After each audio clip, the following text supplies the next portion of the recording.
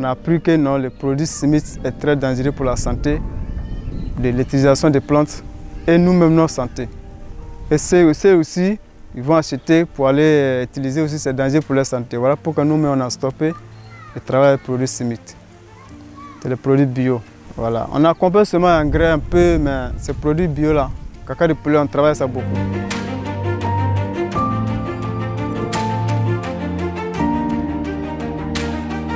À travers la campagne Conscience alimentaire, les consommateurs ont un rôle essentiel pour influencer le système de production, mais aussi influencer la qualité des produits qui sont mis sur le marché.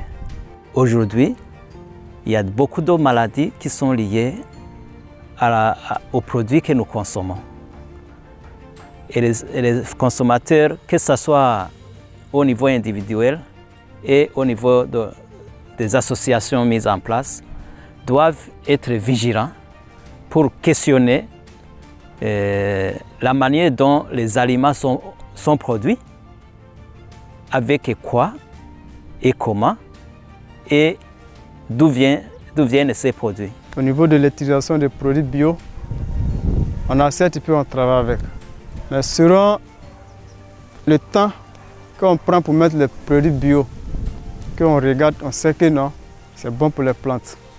Ça c'est un. Et de deux, c'est bon aussi pour nous mettre notre propre santé. En plus, l'eau aussi que on voit derrière nous, on prend pour utiliser, c'est nous-mêmes on creuse.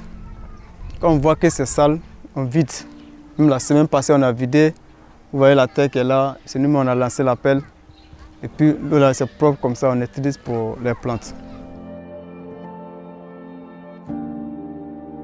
Il est très important pour le consommateur, la population, de s'enquérir de la qualité des aliments que nous consommons, notamment dans le cadre des productions des cultures maraîchères et périurbaines. Pour savoir est-ce que les produits de synthèse pesticides utilisés ne restent pas s'accumulent pas dans ces fruits et légumes.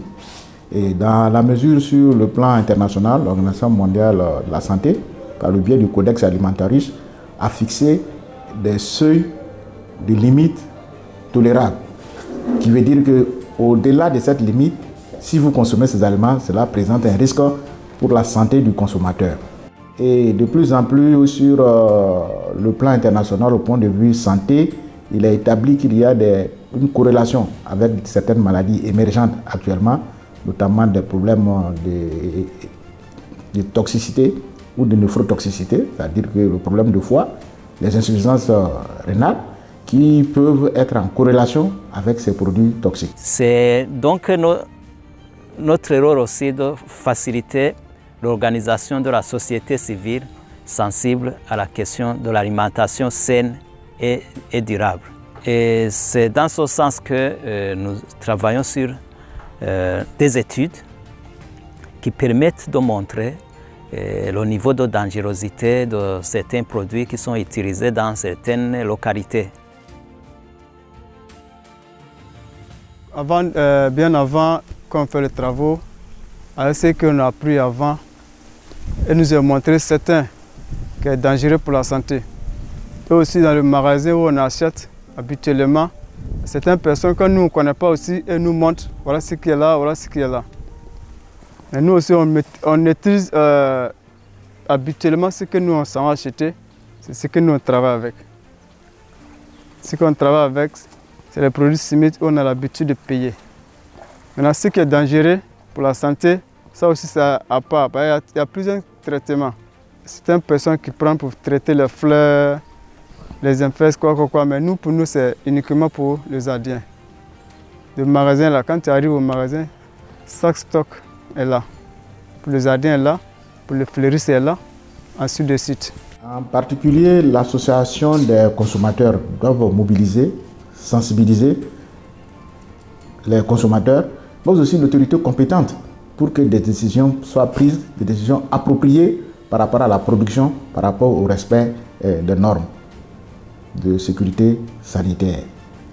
C'est les consommateurs, les sociétés de consommateurs souvent qui font évoluer l'importance de la prise en charge des préoccupations des populations.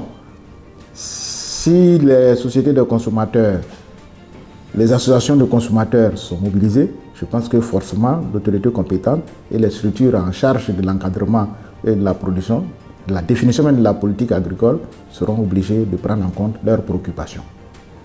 Les sociétés scientifiques, telles que les centres de recherche, le ministère de la Santé, ont des programmes. Mais je pense souvent que c'est le manque de ressources qui font que cela n'est pas conduit. Sinon, il y a des programmes qu'on appelle de monitoring ou de screening qui doit être amené sur le terrain, aussi bien en amont qu'en aval. En amont, c'est-à-dire avant l'utilisation, en aval après l'utilisation, qui font sortir le point et qui permettent d'avoir des données scientifiques qui peuvent être mises à la disposition de l'autorité compétente afin que les décisions appropriées soient prises. Par exemple, le retrait de certaines molécules de l'utilisation ou de retrait même de l'homologation de ces pesticides-là. Ce que nous on voit de notre collègue, selon nous, nos cas, essayer d'adapter à travers les produits bio. Les produits bio, c'est très intéressant, c'est très bon pour travailler avec. Ça, c'est un. Et de deux, c'est bon aussi pour nous, mais notre santé. C'est bon aussi pour ceux qui utilisent des produits. À nos yeux d'aujourd'hui, il faut travailler pour durer longtemps avec les travaux. Il ne faut pas avoir l'argent plus tard, prendre bio pour gâter le travail avec. Pessimiste plutôt. Voilà.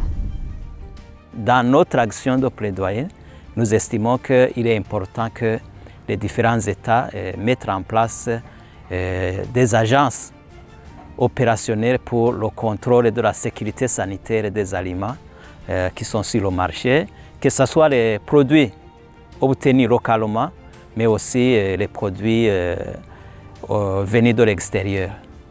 L'alimentation est un droit, ça fait partie des engagements internationaux de la Déclaration des droits de l'homme, mais en même temps, manger est un vote. Ça veut dire qu'on ne doit pas manger n'importe quoi.